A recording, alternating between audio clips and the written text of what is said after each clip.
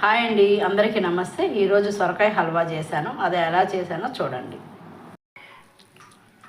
First నేను ఒక 1/4 KG సొరకాయని తీసుకొని దాన్నంతా తురుపుకొని వాటర్ తీసేసుకోవాలి.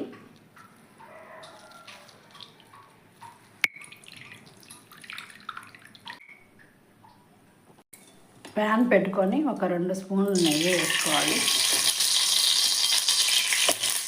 జీడిపప్పు కిస్మిస్ వేయించుకోవాలి.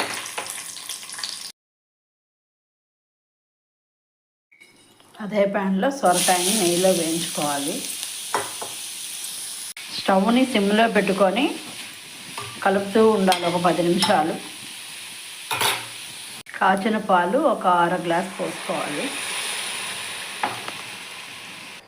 పాలు కొంచెం దగ్గర పడ్డాక పచ్చికోవా వేస్తున్నాను. ఇది ఇంట్లో తయారు చేసుకున్నది.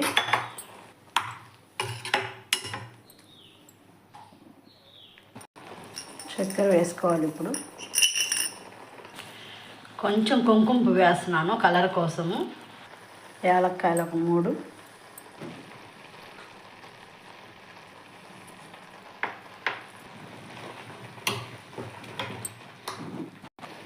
జీడిపప్పులు కూడా వేసేసాను, కిస్మిస్ కూడా.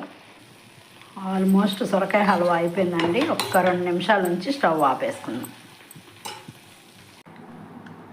కుంకుమ పువ్వు వేసాం కదండి, చాలా బాగుంది కలరు. అందరూ తప్పకుండా ట్రై చేయండి.